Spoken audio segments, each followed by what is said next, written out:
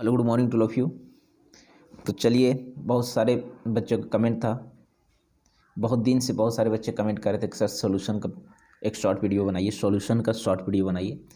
तो इंतज़ार की घड़ी ख़त्म होती है और आज हम लोग क्लास 12th का केमिस्ट्री का सेकेंड नंबर चैप्टर सॉल्यूशन, जो आपके लिए बहुत ज़्यादा इम्पोर्टेंट है, उसका एक शॉर्ट वीडियो लेकर के हम आपके सामने आए हैं। ठीक है, मैं आपको बता दूं कि इस छोटा सा वीडियो में सॉल्यूशन में जितना टॉपिक आपको पढ़ना है A to Z टॉपिक को हमने कवर किया है और कोशिश किया है कम से कम टाइम में और शॉर्ट से शॉर्ट नोट्स में आपको पूरे सिलेबस पर कमांड हो सके, है ना। इसलिए शॉर्ट वीडियो हम ला करके आपके सामने लाएँ। मुझे उम्मीद है कि अगर ये वीडियो भी आप देख लेते हैं तो इस चैप्टर से पूरा फुल में फुल मार्क्स आप उठा सकते हैं। ठीक है, तो मैं आपको बता दूं सॉल्यूशन चैप्टर स्टार्ट करने से पहले, इससे पहले शॉर्ट वीडियो सॉलिड स्टेट का अपलोड हो चुका है। अगर आप नहीं देखें तो सबसे पहले सॉलिड स्टेट देख लीजिए, फिर आपको पता चलेगा कि किस तरह से सॉल्व, है ना, किस टाइप के क्वेश्चंस पूछे जाते हैं, कैसे क्वेश्चंस बना जाता है। तो चलिए बगैर देर किए हुए हम लोग नए चैप्टर की शुरुआत करते हैं और वो चैप्टर है आपका, है ना, सॉल्यूशन। इसके बाद आपको प्रैक्टिस सेट करवाया जाएगा, क्वेश्चंस बैंक करवाया जाएगा, मॉडल सेट के जितने सारे क्वेश्चंस पूछे गए इस चैप्टर से A to Z सब कुछ करवाया जाएगा। इसीलिए वैसे स्टूडेंट जो चैनल को सब्सक्राइब नहीं कर पाएँ वो जितना जल्द हो सके सब्सक्राइब कर लेंगे और बेल आइकन को भी आप टच कर लें ताकि जितने सारे वीडियो हम अपलोड करेंगे आपको सबसे पहले नोटिफिकेशन मिल जाए। ठीक है, तो चलिए हम लोग स्टार्ट करते हैं, शुरू करते हैं क्लास 12th की एक इम्पॉर्टेंट चैप्टर, सबसे मज़ेदार चैप्टर, है ना, सॉल्यूशन। मैं आपको बता दूं ये सॉल्यूशन का हिंदी मतलब होता है विलियन। सॉल्यूशन का हिंदी मतलब होता है विलियन। और विलियन आपको पता होगा क्या होता है कि जब दो या दो से अधिक कंपोनेंट को आपस में मिला देते और अगर वो मिक्सचर होमोजीनियस हो, समानुपाती हो और उसके कंपोनेंट आपस में कोई केमिकल रिएक्शन नहीं करता हो तो उसी को हम लोग मिक्सचर कहते हैं, सॉल्यूशन कहते हैं।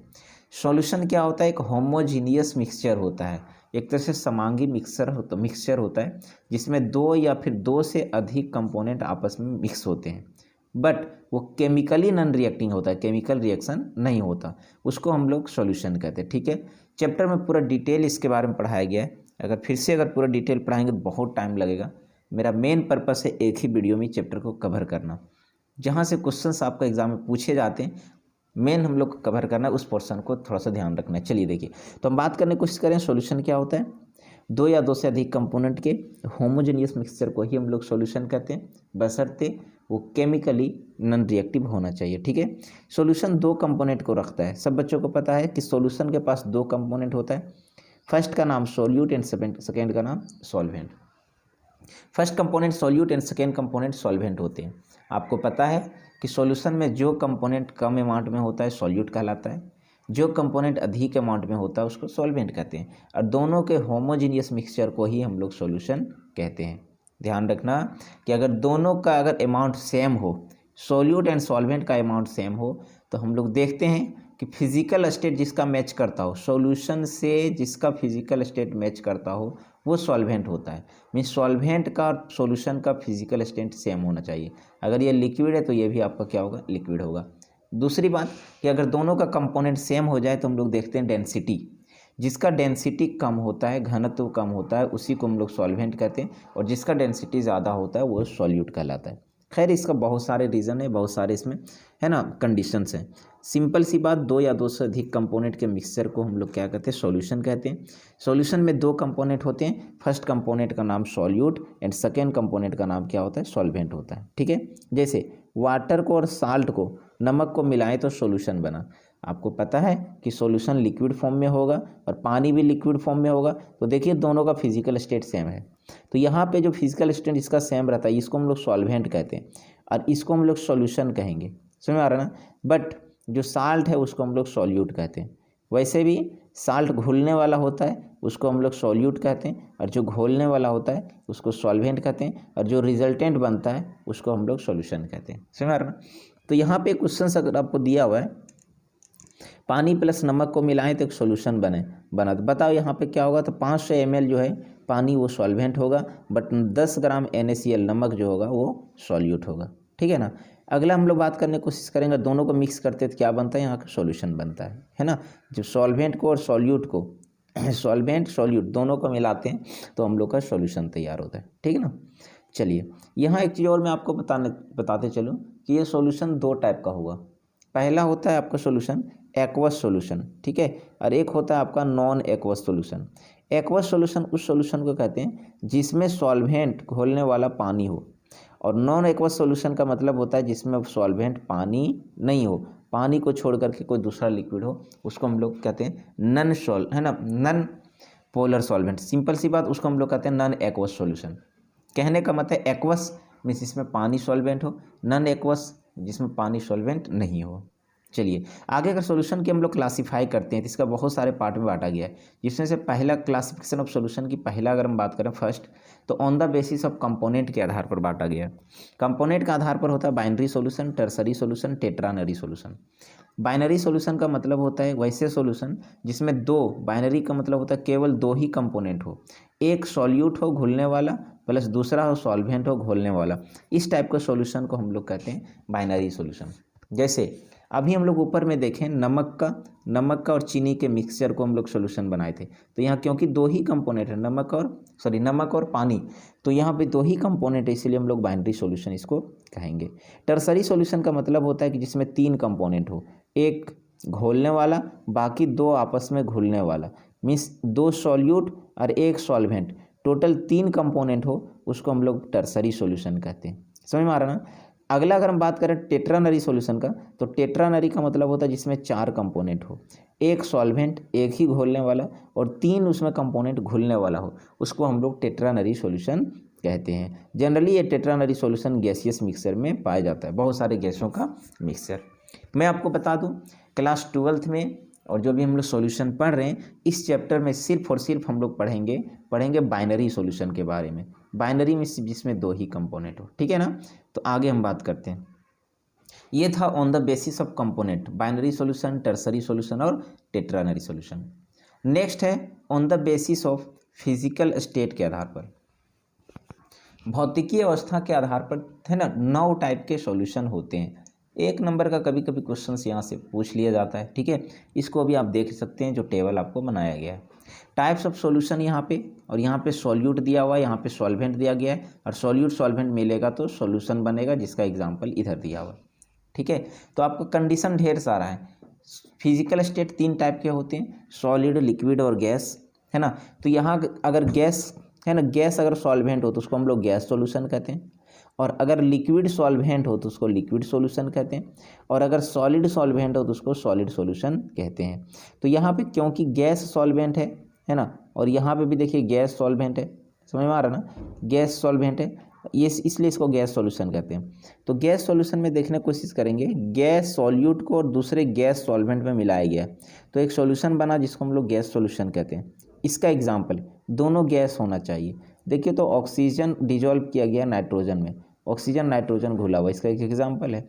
नेक्स्ट एग्जाम्पल बात करें तो गैस सॉल्यूशन का एक और एग्जाम्पल, लिक्विड को घोला गया है गैस में, ठीक है, लिक्विड को घोला गया है गैस में, लिक्विड इन गैस कहलाता है। इसका एग्जाम्पल क्या हुआ, क्लोरोफॉर्म लिक्विड होता है, नाइट्रोजन गैस होता है, दोनों के मिक्सचर को लिक्विड इन गैस सॉल्यूशन कहलाता है। अगला होता है गैस सॉल्यूशन। गैस सॉल्यूशन मतलब सॉलिड को किस में डाला गया, गैस में। अब सॉलिड मिक्स है गैस में, देखो तो camphor in nitrogen, nitrogen gas होता है, समझ रहा ना, और इसमें किसको घोला गया, कैम्फर सॉलिड होता है, तो इसको हम लोग कहते हैं गैस सॉल्यूशन। इसी टाइप का अगला हम बात करें लिक्विड सॉल्यूशन, तो लिक्विड में तीनों मिक्सचर है, लिक्विड सॉल्यूशन, गैस को लिक्विड में मिलाएं, उसका एग्जांपल, लिक्विड को लिक्विड में मिलाएं, इसका एग्जांपल वाटर इनटू अल्कोहल, क्योंकि दोनों लिक्विड है ना, वाटर और अल्कोहल, तो एक सॉल्यूशन बनता है, उसको लिक्विड सॉल्यूशन कहते हैं। सॉलिड है ना, लिक्विड सॉल्यूशन का अगला एग्जांपल है, सॉलिड को लिक्विड में डालें, देखो तो शुगर को पानी में डालें, तो ये सब आपको सोच के आप लिख सकते हैं, यहाँ से क्वेश्चन जनरली पूछा नहीं जाता, ठीक है। नेक्स्ट है सॉलिड सॉल्यूशन। सॉलिड में का सॉल्यूशन का मतलब क्या हो, सॉल्वेंट सॉलिड होना चाहिए, जैसे गैस को सॉलिड में डालते हैं, हाइड्रोजन प्लेडियम पर डिकम्पोज हो जाएगा, सॉलिड है ना। अगला दिए वो सॉलिड सॉल्यूशन में लिक्विड को सॉलिड में डाले हुए, है ना, अमलगम लिक्विड होता है मरकरी, उसको सोडियम के साथ मिक्स किए हैं, तो लिक्विड इन सॉलिड सॉल्यूशन कहलाता है। सॉलिड इनटू सॉलिड सॉल्यूशन, इसको हम लोग अलवाई भी कहते हैं, अमलगम है ना, अलवाई भी कहते हैं। आपको पता होगा मिश्र धातु, और मिश्र धातु में दोनों सॉलिड सॉल्यूशन होता है, देखिए तो अलवाई मिश्र धातु। कॉपर और जिंक को हम लोग ब्रास कहते हैं, जबकि दोनों सॉलिड है। है ना, कॉपर और SN टीन, इसको ब्रोंज कहते हैं। दोनों सॉलिड को मिक्स करके एक सॉल्यूशन तैयार किया गया है, जिसको हम लोग अलॉय कहते हैं, मिश्र धातु कहते हैं। जनरली यहाँ से क्वेश्चंस पूछे नहीं जाते, ध्यान रखेंगे। एक क्वेश्चन कभी पूछा भी जाता था अलॉय से, है ना, मिश्र धातु क्या होता है उसका एक एग्जाम्पल दीजिए, इस टाइप के क्वेश्चन। तो ये था आपका दूसरा क्लासिफिकेशन। पहला क्लासिफिकेशन था on the basis of component, दूसरा क्लासिफिकेशन है on the basis of physical state, और तीसरा क्लासिफिकेशन जो आपका है बहुत ज़्यादा इंपॉर्टेंट है, वो है on the basis of amount of solute particle, solute particle की मात्रा के आधार पर। इसके आधार पर एक होता है डाइल्यूट सॉल्यूशन, दूसरा होता है कंसंट्रेटेड सॉल्यूशन, तीसरा होता है आपका, है ना, सेचुरेटेड सॉल्यूशन, अगला होता है अनसेचुरेटेड सॉल्यूशन, नेक्स्ट होता है तुम्हारा सुपर सेचुरेटेड सॉल्यूशन। सिंपल हम लोग को देखना है कि डाइल्यूट सॉल्यूशन क्या होता है और कंसंट्रेटेड सॉल्यूशन क्या होता है। डाइल्यूट को हम लोग हिंदी में कहते हैं, है ना, विरल सॉल्यूशन, विरल सॉल्यूशन, और कंसंट्रेटेड को हम लोग हिंदी में कहते हैं सांद्रण सॉल्यूशन। सिंपल सी बात, एक ऐसा सॉल्यूशन जिसमें amount of solute particle relatively बहुत कम हो, छोटा हो, उसी को डाइल्यूट सॉल्यूशन कहते हैं। और कंसंट्रेटेड सॉल्यूशन का मतलब, है ना, कंसंट्रेटेड सॉल्यूशन का मतलब होता है, या कॉन्क सॉल्यूशन का मतलब होता है जिसमें सॉल्यूट का पार्टिकल रिलेटिवली थोड़ा ज़्यादा, है ना, लार्ज अमाउंट में प्रेजेंट हो, उसको हम लोग कहते हैं कंसंट्रेटेड सॉल्यूशन। मीन्स जिसमें अमाउंट ऑफ सॉल्यूट पार्टिकल बहुत कम हो, डाइल्यूट कहलाता है, और जिसमें अमाउंट ऑफ सॉल्यूट पार्टिकल बहुत ज़्यादा हो, कंसंट्रेटेड कहलाता है, कॉन्क कहलाता है। मैं आपको बता दूं, कंसंट्रेटेड सॉल्यूशन को डाइल्यूट में, कंसंट्रेटेड को डाइल्यूट में, और डाइल्यूट को कंसंट्रेटेड में बदल सकते हैं। अगर डाइल्यूट है तो उसमें सॉल्यूट और डाल दीजिए तो वो कॉन्क हो जाएगा, और अगर कंसंट्रेटेड है तो उसमें पानी मिला दीजिए तो वो क्या होगा, डाइल्यूट हो जाएगा। दोनों को आपस में हम लोग कन्वर्ट कर सकते हैं। एग्जाम्पल की अगर हम बात करें, यहाँ पे देखिए छोटा सा एग्जाम्पल दिया हुआ है ना, यहाँ पे देखिए तो एक सॉल्यूशन हम लोग तैयार किए हुए हैं, और एक सॉल्यूशन में 0.5 ग्राम बहुत छोटा अमाउंट में नमक को मिला है, कहाँ, 100 ml of water, 100 ml water, उसमें छोटा सा, बहुत छोटा स्मॉल अमाउंट नमक को मिला दिए और एक सॉल्यूशन तैयार कर दिए। क्योंकि अमाउंट ऑफ सोल्यूट पार्टिकल बहुत कम है, इसीलिए इसको हम लोग कहेंगे डाइल्यूट सॉल्यूशन। ठीक है। अगर हम बात करते हैं कॉन्सेंट्रेटेड सॉल्यूशन का, तो देखिए तो यही 100 ml पानी में, है ना, यहाँ 0.5 ग्राम था, यहाँ पे 20 ग्राम NaCl, 20 ग्राम NaCl को मिक्स कर दिए और एक सॉल्यूशन दिए, सॉल्यूशन बनाए। तो यहाँ पे amount of solute particle comparatively ज़्यादा है, इसके कंपेरिजन में ज़्यादा है, तो इस टाइप के सॉल्यूशन को हम लोग कहेंगे कॉन्क सॉल्यूशन, कंसंट्रेटेड सॉल्यूशन। तो ये आपका कॉन्क सॉल्यूशन है, बट इसको हम लोग डाइल्यूट सॉल्यूशन कहेंगे। समझ में आ रहा ना। चलिए आगे एक टॉपिक दिया होगा सेचुरेटेड सॉल्यूशन। सेचुरेटेड सॉल्यूशन उस टाइप के सॉल्यूशन को कहते हैं जिसको संतृप्त सॉल्यूशन कहते हैं। मीन्स मान लेते हैं कि 100 है ना, 100 ml पानी, 100 ml पानी है, और 100 ml पानी मान लेते हैं कि अधिक से अधिक 20 ग्राम सोल्यूट पार्टिकल को घोल सकता है। तो 20 ग्राम घोलने के बाद ये जो सॉल्यूशन तैयार होता है उसको हम लोग सेचुरेटेड सॉल्यूशन कहते हैं। मीन्स एक सॉल्यूशन में अधिक से अधिक कितना अमाउंट ऑफ सोल्यूट पार्टिकल घुल सकता है, उस टाइप का जो सॉल्यूशन होता है उसको हम लोग सेचुरेटेड सॉल्यूशन कहते हैं। ऐसा नहीं ना हो सकता है कि 100 ग्राम 100 ml तुम्हारा पानी है और इसमें 5 kg चीनी घोल दिया, ऐसा तो पॉसिबल नहीं भाई। तो कम से कम 100 ml 100 ml सॉल्यूशन में या सॉल्वेंट में अधिक से अधिक कितने अमाउंट ऑफ सोल्यूट पार्टिकल उसमें घुल सकता है, कितना उसका रिक्वायरमेंट है ना, उसी को हम लोग सेचुरेटेड सॉल्यूशन कहते हैं। एक होता है अनसेचुरेटेड सॉल्यूशन। मान लेते हैं कि एक हम लोग का 100 ml है ना, 100 ml हम लोग का सॉल्वेंट है, 100 ml हम लोग का सॉल्वेंट है, और वो अधिक से अधिक घोल सकता है 20 ग्राम। लेकिन मान लेते हैं कि इसमें हम लोग 5 ही ग्राम चीनी को डालें और इसको घोल करके सॉल्यूशन तैयार कर दिए। तो इस टाइप का जो सॉल्यूशन अभी 5 ग्राम वाला बनेगा उसको हम लोग कहते हैं अनसेचुरेटेड, क्योंकि इसमें और भी हम लोग घोल सकते हैं। अनसेचुरेटेड मीन्स इसमें और भी हम लोग है ना घोल सकते हैं, तो ये अनसेचुरेटेड सॉल्यूशन हो गया। लेकिन अगर 10 ग्राम भी होगा, 10 ग्राम भी घुल जाएगा, और भी घुल सकता है, इसका अनसेचुरेटेड। लेकिन 20 ग्राम अगर हम लोग घोल दिए तो 20 ग्राम घोलेगा तो वो सिंपल सी बात वो सेचुरेटेड हो गया। लेकिन मान लेते हैं कि आपको हम बोल दें नहीं 50 ग्राम आपको घोलना ही है, घोलने का ताकत 20 ही ग्राम है, आपको 50 ग्राम घोलना है, तो अब हम लोग करते हैं क्या भाई, इसको हीट करने लगते हैं। और बहुत ज़्यादा अगर हीट करते हैं पानी को, तो पानी को जैसे हम लोग हीट करते हैं तो हीट करने के बाद अब ये 20 ग्राम के अलावा 50 ग्राम को भी क्या कर सकता है, ये आसानी से घोल सकता है। तो 50 ग्राम जो घुलेगा है ना, इसको हम लोग कहते हैं इसको हम लोग कहते हैं सुपर सेचुरेटेड सॉल्यूशन। है ना, सुपर सेचूरेटेड। और जब ये ठंडा हो जाएगा तो आप देखिएगा बर्तन के पेंधी में जाकर के पग के रूप में जाकर के बैठ जाएगा। समझ में आ रहा ना, जैसे कि बहुत सारे लोग मिठाई लोग बनाते हैं, आप देखते होंगे कढ़ाई में जाकर के चिपका हो रहता है, बहुत सारे पार्टिकल प्रिसिपेट फॉर्म में मिलता है। समझ में आ रहा ना, इसको हम लोग कहते हैं सुपर सेचूरेटेड सॉल्यूशन। फिर से समझिए, सेचूरेटेड का मतलब जितना अमाउंट उसका ताकत है, जितनी ताकत है उतना अगर घोल दे तो उसको हम लोग सेचूरेटेड कहते हैं, ठीक है।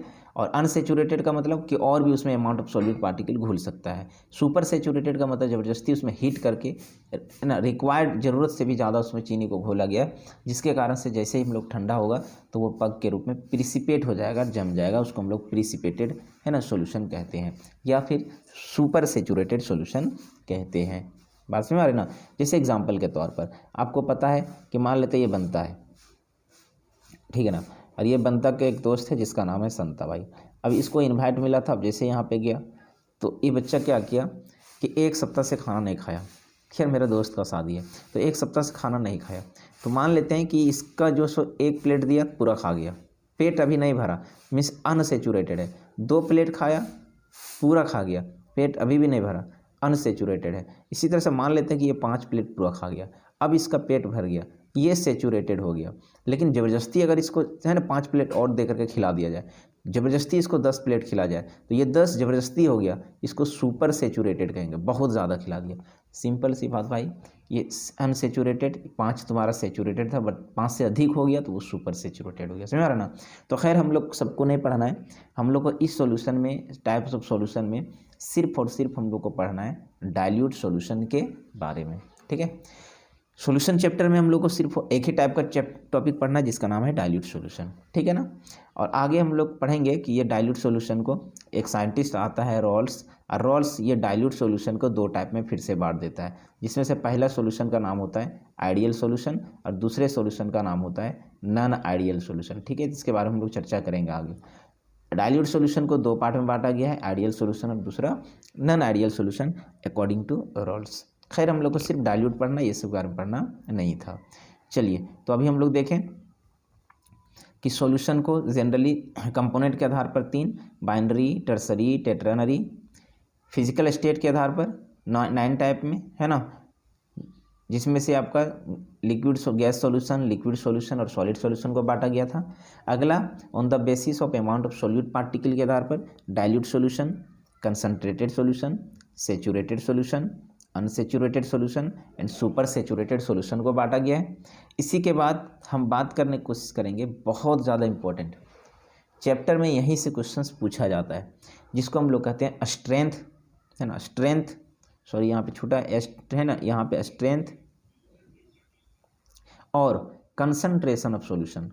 कंसंट्रेशन ऑफ सॉल्यूशन कहने का मतलब ये हुआ कि कोई भी अमाउंट ऑफ सॉल्यूट है, कोई भी अमाउंट ऑफ सॉल्यूशन है तो उसमें सॉल्यूट का पार्टिकल का प्रेजेंट होना ही क्या कहलाता है, कंसंट्रेशन कहलाता है। सॉल्यूशन में अमाउंट ऑफ सॉल्यूट पार्टिकल का प्रेजेंट होना ही कंसंट्रेशन कहलाता है। ये कंसंट्रेशन कम भी हो सकता है और ये कंसंट्रेशन ज़्यादा भी हो सकता है। जैसे एग्जांपल के तौर पर बात करें, यहाँ पे 100 ml पानी था और 100 ml पानी में 20 ग्राम चीनी डाला गया है, और यहाँ पे भी 100 ml पानी है, 100 ml पानी है और इसे मान लेते हैं कि 50 ग्राम चीनी डाला गया है।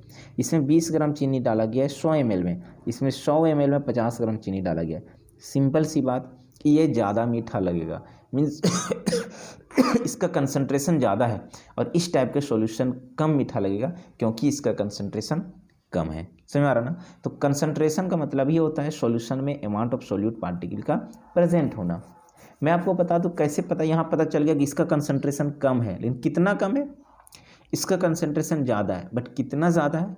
तो इस कंसंट्रेशन को निकालने के लिए आपके इस चैप्टर में कुछ टर्म आपको पढ़ने हैं, और वो टर्म क्या है थोड़ा सा समझिए। वही यहाँ लिखें कि the amount of solute particle present into non volume of solvent और solution is called concentration of solution. It can be express by the following term, जिसको हम लोग बहुत सारे टर्म से निकाल सकते हैं। कोई भी सॉल्यूशन का कंसंट्रेशन बहुत ज़्यादा है या फिर बहुत कम है, कितना कम है, कितना ज़्यादा है, हम लोग बहुत सारे फार्मूला से निकाल सकते हैं। जैसे फर्स्ट फार्मूला है जिसका नाम है मास परसेंटेज। बहुत ज़्यादा क्वेश्चंस यहीं से क्वेश्चंस पूछा जाता है। मास परसेंटेज ये 2 टाइप का हो सकता है, वेट बाय वेट, है ना, एंड सेकेंड होगा आपका वेट बाय वॉल्यूम।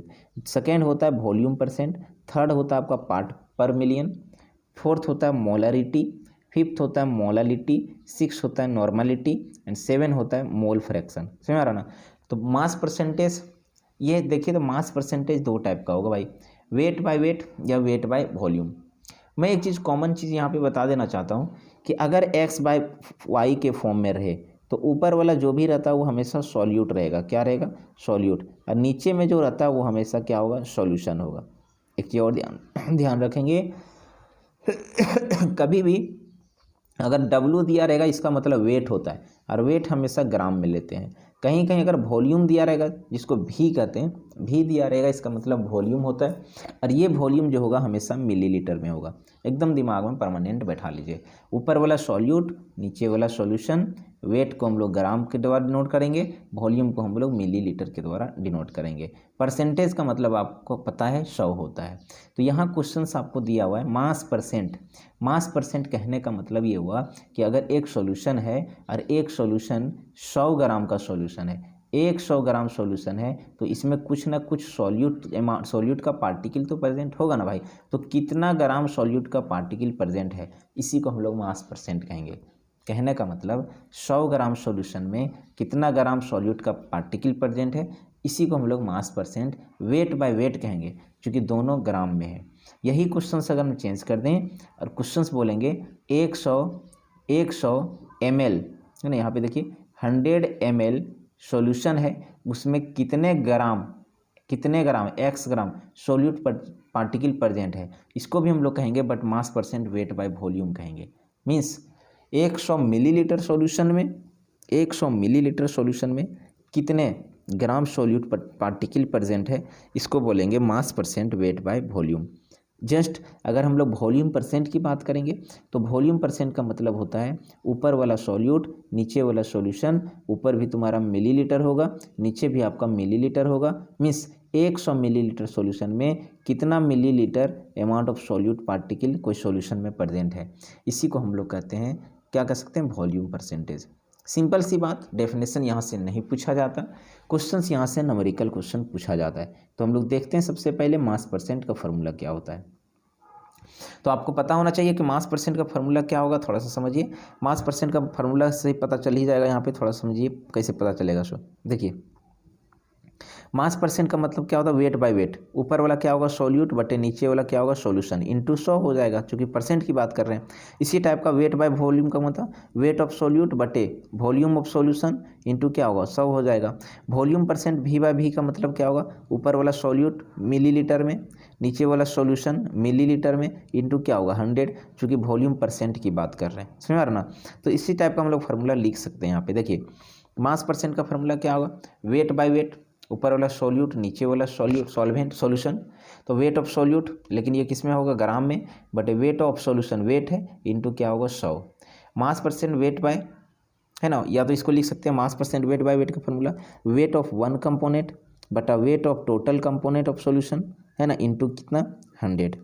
यहाँ पे वही पर पढ़ाने की कोशिश किए, देखिए वही समझाएं हम लोग। W बाय W को कहते हैं ऊपर वाला सॉल्यूट, बट ये ग्राम में होगा, नीचे वाला भी वेट है तो ये सॉल्यूशन होगा, बट ये क्या होगा, ग्राम में होगा। नीचे वाला सॉल्यूशन, ऊपर वाला सॉल्यूट, वेट है तो ग्राम में होगा, ठीक है। अगर वॉल्यूम है तो मिलीलीटर में होगा।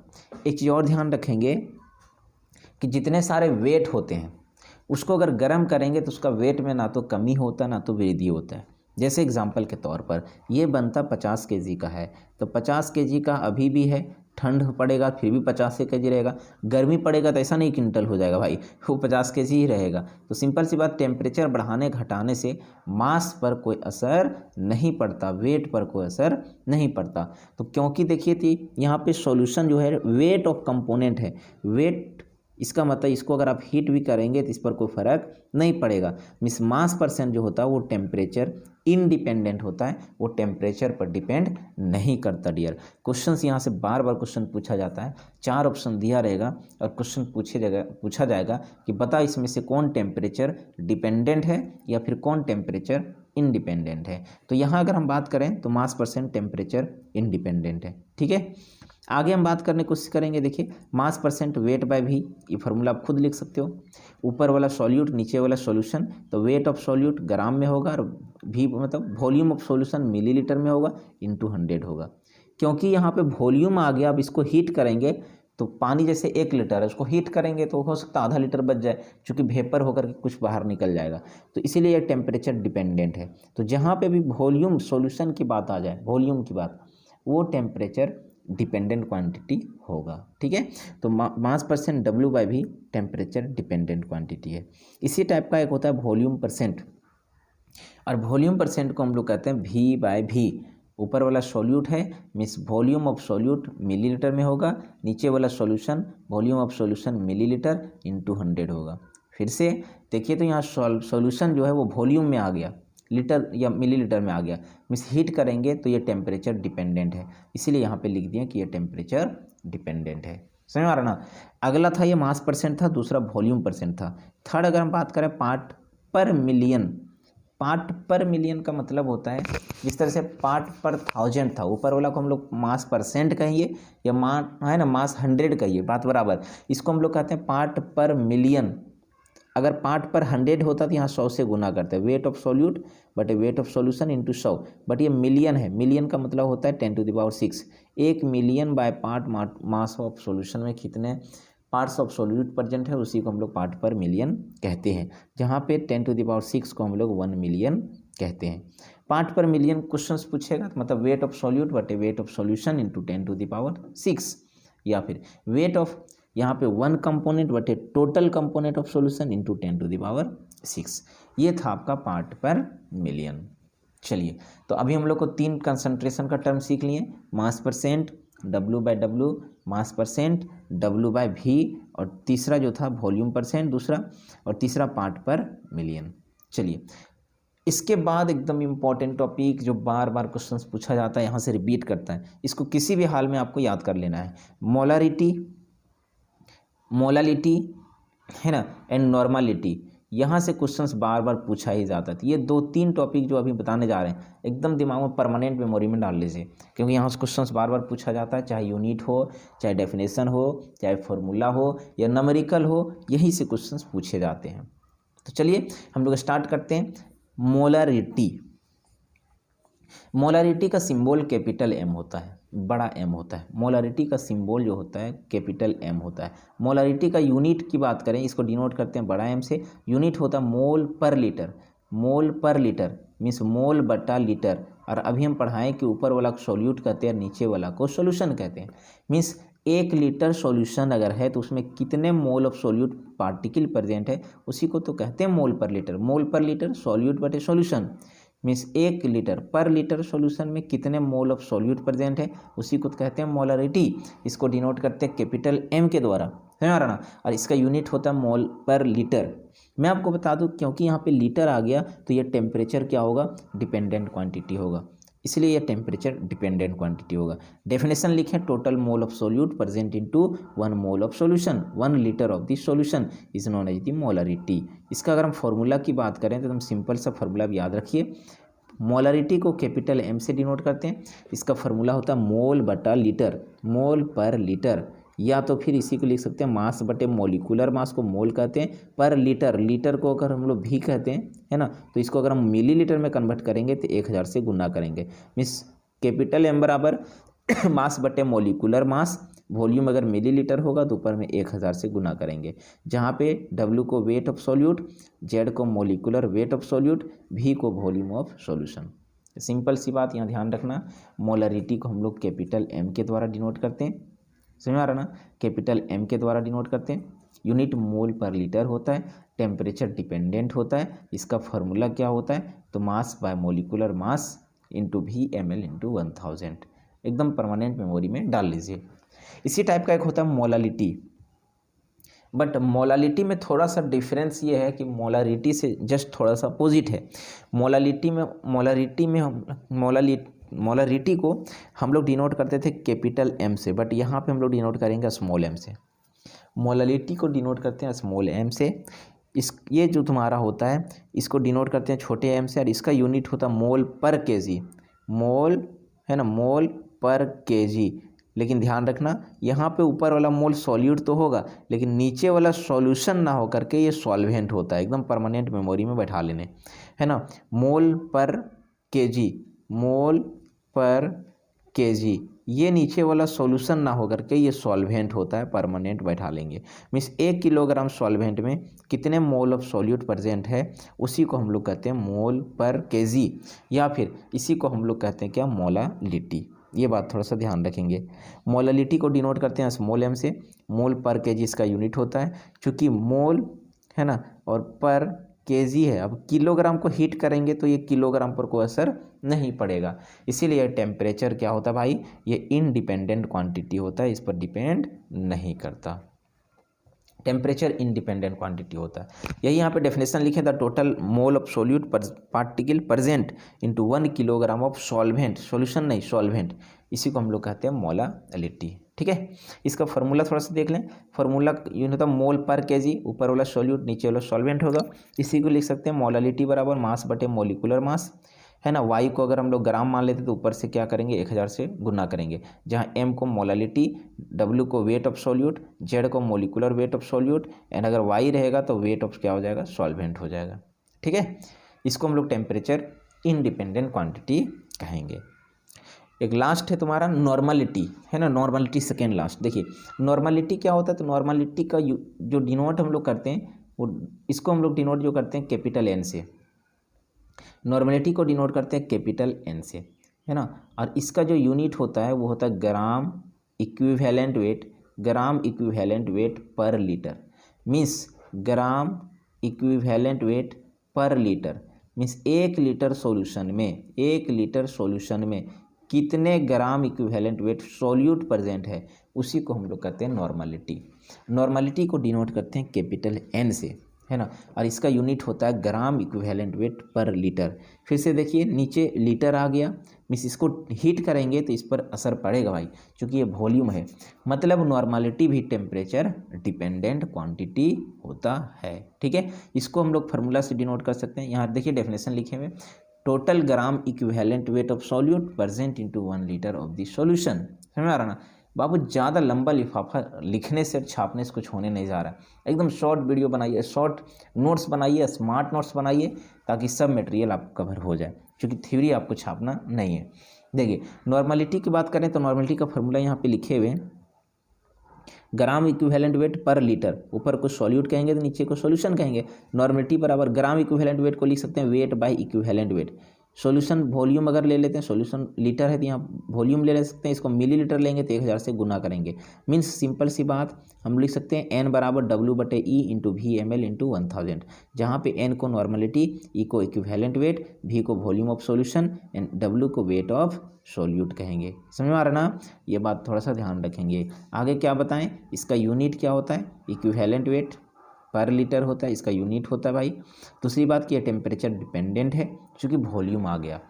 यहाँ एक छोटा सा टॉपिक है सर, ई क्या होता है, तो ई को हम लोग इक्विवेलेंट वेट कहते हैं, इसको डिनोट करते हैं ई के द्वारा। ई को हम लोग इक्विवेलेंट वेट कहते हैं, इसको डिनोट करते हैं ई के द्वारा। दूसरी बात कि अगर ई मॉलिक्यूल दिया है तो इसका मतलब होता है इक्विवेलेंट वेट ऑफ मॉलिक्यूल, और इसका फार्मूला होता है मोलिकुलर वेट बटा वाइलेंस फैक्टर। इक्विवेलेंट वेट किसी का निकालना है तो उसका मोलिकुलर वेट बटे वाइलेंस फैक्टर, और वाइलेंस फैक्टर को डिनोट करते हैं वीएफ के द्वारा। वीएफ को कहते हैं वाइलेंस फैक्टर, इसका मतलब होता है मैग्नीट्यूड ऑफ चार्ज, आइदर काटायन और आनायन, या तो इसका नेगेटिव चार्ज या फिर पॉजिटिव चार्ज का मैग्नीट्यूड। जैसे आपको क्वेश्चंस दिया हुआ है कि निकालना है आपको equivalent weight of NaOH, equivalent weight of molecule. अब इसका NaOH का मॉलिकुलर वेट को यहाँ रखेंगे और इसका वाइलेंस फैक्टर को नीचे रखेंगे। इक्विवेलेंट वेट देखिए तो सोडियम का 23 होगा, ऑक्सीजन का 16 होगा और हाइड्रोजन का 1 होगा। और वाइलेंस फैक्टर मतलब कितने चार्ज है इस पर, तो Na पर प्लस और OH पर माइनस, एक ही चार्ज है ना, एक प्लस या एक माइनस, तो सिर्फ मैग्नीट्यूड लेना, 1 से डिवाइड करेंगे तो इसका आंसर 40 होगा। Equivalent weight of NaOH 40। इसी टाइप का अगर निकालना रहे इक्विवेलेंट वेट ऑफ H2SO4, तो देखिए तो पहले H2SO4 का मोलिकुलर वेट, एक हाइड्रोजन का 1, 2 हाइड्रोजन का 2, एक सल्फर का 32, एक ऑक्सीजन का 16, 4 ऑक्सीजन का 16 छक 64। और H2SO4 को तोड़ेंगे, एक हाइड्रोजन पर 1 प्लस, 2 हाइड्रोजन पर 2 प्लस और टोटल सल्फेट पर 2 माइनस, मीन्स 2 से डिवाइड करेंगे, टोटल जोड़ेंगे 98 आएगा, बटे 2 से डिवाइड करेंगे 49 आएगा। तो ये था आपका इक्विवेलेंट वेट निकालने का फॉर्मूला। समझ में आ रहा ना। तो इसके बाद एक लास्ट टॉपिक आपको बच गया। एक चीज़ और ध्यान रखेंगे, यहाँ पे क्वेश्चंस कभी कभी क्वेश्चन पूछता है relation between normality and molarity. अभी हम लोग पढ़ाए थे नॉर्मलिटी और मोलारिटी, दोनों में एक छोटा सा रिलेशन है और वो रिलेशन है नॉर्मलिटी बराबर होता है मोलारिटी गुने वायलेंस फैक्टर। यहाँ से प्रत्येक साल चाहे ऑब्जेक्टिव हो चाहिए प्रत्येक साल यहाँ से क्वेश्चन पूछा जाता है इस टॉपिक से। तो परमानेंट मेमोरी में इसको भी आप डाल लेंगे। नॉर्मलिटी बराबर होता है मोलारिटी इंटू वायलेंस फैक्टर, जहाँ पे एन को हम लोग नॉर्मलिटी कहते हैं और एम को हम लोग मोलारिटी कहते हैं और वी एफ को हम लोग वायलेंस फैक्टर कहेंगे। अभी हम बताए थे वायलेंस फैक्टर का मतलब होता है चार्ज या तो प्लस या तो फिर माइनस। चलिए ये कहाँ से आया तो इसको भी हम लोग देख लेते हैं भाई। देखिए आपको पता है कि मोलारिटी का फॉर्मूला W/Z इंटू 1000/V/ml होता है, इसको इक्वेशन 1 मान लेंगे। और नॉर्मलिटी का फॉर्मूला होता है weight by equivalent weight 1000/V/ml, ठीक है। अच्छा इक्विवेलेंट वेट को हम लोग तोड़ सकते हैं वेट बटे वायलेंस फैक्टर, है ना, इस टाइप का तोड़ सकते हैं ई बराबर। तो जैसे इसको हम लोग तोड़ें तो क्या हो गया देखिए, तो ये W/Z यहाँ पे लिख सकते हैं W/Z इंटू ये total W/Z V/ml 1000, W/Z V/ml 1000। देखिए तो यही फार्मूला मोलारिटी के बराबर है, सिर्फ यहाँ वायलेंस फैक्टर अलग हो गया। इसका मतलब नाउ फ्रॉम इक्वेशन 1 एंड 2 ये क्या बताता है, ये टोटल को हम लोग क्या कह सकते हैं m कह सकते हैं। तो यहाँ लिख सकते हैं नॉर्मलिटी बराबर m गुने वायलेंस फैक्टर छूट गया इसलिए इंटू वायलेंस फैक्टर। सिंपल सी बात हम लोग लिख सकते हैं, उतना रटना नहीं है, आपको ध्यान रखना है एक ही वर्ड में कि नॉर्मलिटी बराबर जो आपका फॉर्मूला होता है वो होता है मोलारिटी, है ना, इंटू वायलेंस फैक्टर। मोलारिटी दिया और वायलेंस फैक्टर से गुना कर देंगे तो वो नॉर्मलिटी निकल जाएगा। जैसे बहुत बार क्वेश्चंस आपको पूछा गया है, क्वेश्चंस ये है कि क्वेश्चंस दिया रहेगा what is the normality of 0.2 mH2SO4, ठीक है। अगर मान लेते हैं कि 0.2 mH2SO4 दिया हुआ है, H2SO4 दिया हुआ है, क्वेश्चन बोलेगा इसका नॉर्मलिटी निकालो। तो आपको पता है नॉर्मलिटी का फॉर्मूला होता है m दिया हुआ मोलारिटी 0.2 और वायलेंस फैक्टर H2SO4 का, तो आपको पता है H2SO4 का वायलेंस फैक्टर कितना होगा 2 होगा। एक हाइड्रोजन पर 1 प्लस, 2 हाइड्रोजन पर 2 प्लस और एक SO4 पर 2 माइनस, मीन्स क्या होगा इसके पास 2 इसका वायलेंस फैक्टर होगा, 2 इंटू 0.2 इसका आंसर क्या होगा 0.4। कितना आसान क्वेश्चन से पूछा जाएगा। सबसे लास्ट टॉपिक जो मोल फ्रैक्शन, जो बच्चा क्लास से पढ़ते आ रहे हैं, मोल फ्रैक्शन क्या होता है। तो मोल फ्रैक्शन का मतलब ही होता है मोल का बट्टा। It is the ratio of mole of one component to the mole of total component of the solution is known as the mole fraction. Mole fraction को डिनोट करते हैं एक्स के द्वारा, वो भी कैपिटल एक्स। यहाँ देखिए तो मान लेते हैं कि एक सॉल्यूशन है जो 2 कंपोनेंट को रख रहा है। हम लोग के पास 2 सॉल्यूशन है और है ना, एक सॉल्यूशन है जो 2 कंपोनेंट को रख रहा है, ए और component B. Component A Na mole है और कंपोनेंट बी Nb मोल है। तो अगर क्वेश्चन पूछे कि मोल फ्रैक्शन ऑफ ए निकालना है, तो मोल फ्रैक्शन का मतलब ही होता है मोल ऑफ ए बट्टे mole of total mole. Mole fraction of A निकालना है तो मोल फ्रैक्शन ऑफ ए बराबर होता है मोल ऑफ ए बटे total mole, mole of A plus mole of B. इसको हम लोग इक्वेशन क्या मान सकते हैं 1। इसी तरह से अगर मोल फ्रैक्शन ऑफ बी निकाले तो मोल फ्रैक्शन ऑफ बी कहे तो मोल ऑफ बी बटे mole of A plus mole of B, मतलब एक कंपोनेंट का मोल ऊपर रखेंगे जिसका निकालना रहेगा उसको ऊपर, बाकी टोटल से डिवाइड करेंगे। जहाँ पे एक्स ए को हम लोग कहते हैं mole fraction of A, N को कहते हैं मोल ऑफ ए, समझ में आ रहा ना। अगर इक्वेशन 1 और इक्वेशन 2 दोनों को हम लोग ऐड कर देते हैं तो ऐड करने के बाद क्या होता है mole fraction of A plus mole fraction of, है ना, बी बराबर अगर हम लोग ऐड कर देते हैं तो एन ए बटे N A plus N B plus N B plus N A plus A, दोनों को ऐड करते हैं तो हम लोग को देखते हैं कि फाइनल जो रिजल्ट आता है वो क्या आता है mole fraction of A plus mole fraction of B बराबर 1 आता है। इसका मतलब मोल फ्रैक्शन ऑफ ए निकालना चाहेंगे तो 1 में घटा देंगे 1 minus mole fraction of B, और मोल फ्रैक्शन ऑफ बी निकालना चाहेंगे तो 1 minus mole fraction of A. जहाँ पे एक्स ए को मोल फ्रैक्शन ऑफ ए कहेंगे, एक्स बी को मोल फ्रैक्शन ऑफ क्या कहेंगे बी कहेंगे, एन ए को हम लोग क्या कहेंगे तो मोल ऑफ ए और एन बी को कहेंगे मोल ऑफ बी। नोट करके लिखें इट इज़ यूनिटलेस टेम्परेचर, है ना। ये जो मोल फ्रैक्शन होता है वो यूनिटलेस होता है क्योंकि ऊपर में भी मोल होता है नीचे भी मोल होता है।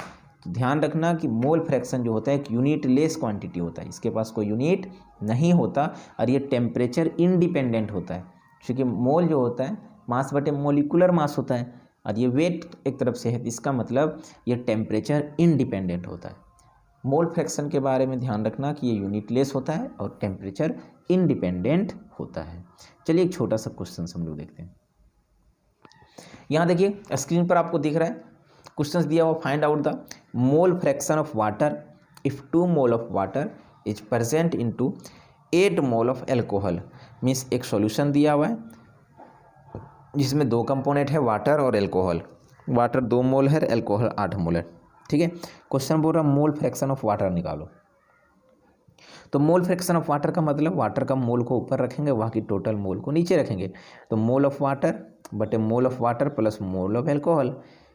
ठीक है, मोल ऑफ वाटर दिया है 2 मोल और टोटल मोल हो गया 2 और 8 10 हो गया, मीन्स 2/10 1/5 इसका कैलकुलेट किया 0.2 आया। तो अगर मोल फ्रैक्शन ऑफ वाटर 0.2 आ गया तो एल्कोहल भी तो निकाल सकते हैं, क्योंकि वाटर और एल्कोहल दोनों का मोल फ्रैक्शन जोड़ेंगे तो 1 के बराबर आएगा, और वाटर का मोल फ्रैक्शन आ गया 0.2 तो एल्कोहल भी निकाल सकते हैं। इसीलिए यहाँ पे लिखें कि mole fraction of alcohol is equal to 1 minus 0.2 means 0.8। समझ आ रहा ना, कितना आसान क्वेश्चन है, अच्छा से हम लोग बना सकते हैं। इस टाइप का क्वेश्चन आपका पूछा जाएगा। एक होमवर्क के तौर पर आपको हम दे रहे हैं, इस क्वेश्चन का आपको जवाब देना है। अगर आप वीडियो ये देखते हैं ज़रूर आपको इसको जवाब देना है। पहले होमवर्क क्या है थोड़ा सा समझिए। एक सॉल्यूशन है, इसमें 2 कंपोनेंट है, पहला कंपोनेंट ए है एंड सेकेंड कंपोनेंट बी है। अगर दिया हुआ है और पहला कंपोनेंट ए जो है मान लेते हैं कि H2O है, क्या मान लेते हैं कि H2O, और दूसरा कंपोनेंट जो आपका है वो तुम्हारा एल्कोहल है, और वो एल्कोहल कौन सा है भाई, CH3OH, जिसको मिथाइल एल्कोहल कहते हैं। कंपोनेंट ए वाटर है, कितना डाला गया है, तो यहाँ दिया हुआ 2 ग्राम, और कहाँ पे मिक्स किया जा रहा है, इसको मिलाया जा रहा है 10 ग्राम क्या, मिथाइल एल्कोहल में। Then find out the mole fraction of A and mole fraction of B, means mole fraction of water निकालना है और मोल फ्रैक्शन ऑफ क्या निकालना है, मिथाइल एल्कोहल निकालना है। ठीक है, हिंट के तौर पर हम दे दिए भाई मेरे, मोल का फार्मूला होता है मास बटे मोलिकुलर मास। क्योंकि हम लोग मोल फ्रैक्शन निकाल रहे हैं तो मोल फ्रैक्शन में ध्यान रखना एकदम परमानेंट, क्योंकि ये मोल में दिया है और मोल फ्रैक्शन का मतलब होता है मोल बटा मोल। ये ग्राम में दिया है तो ग्राम को सबसे पहले मोल में कन्वर्ट करेंगे, ये भी आपको ग्राम में दिया है, ग्राम को पहले मोल में कन्वर्ट करेंगे, तब हम लोग मोल फ्रैक्शन ऑफ ए और मोल फ्रैक्शन ऑफ बी निकाल सकते हैं। ठीक है, तो सबसे पहले 2 ग्राम को मोल में कन्वर्ट करेंगे, और मोल में कन्वर्ट करने का तरीका बताया गया, मास बटे मोलिकुलर मास। ठीक है, और 10 ग्राम को भी पहले मोल में कन्वर्ट करेंगे, और मोल का फॉर्मूला मास बटे मोलिकुलर मास, दोनों मोल में कन्वर्ट हो जाएगा तो अलग अलग हम लोग मोल फ्रैक्शन निकाल सकते हैं। ठीक है, एकदम परमानेंट मेमोरी में इसको रख लीजिए। एक छोटा सा टॉपिक, कभी कभी न्यूमेरिकल हम बनाएंगे आगे तो आपको पता चलेगा कि मोलारिटी को मोलालिटी, ये मोलालिटी को मोलारिटी में कन्वर्ट करेंगे, मीन्स कभी कभी वॉल्यूम को हम लोग डेंसिटी या डेंसिटी को वॉल्यूम में कन्वर्ट करेंगे। तो डेंसिटी और वॉल्यूम में रिलेशन बताने वाला जो टर्म होता है वही होता है डेंसिटी, मतलब वेट, और वॉल्यूम में रिलेशन बताने वाला जो होता है टर्म वो डेंसिटी होता है, और डेंसिटी बराबर होता है मास बटे वॉल्यूम।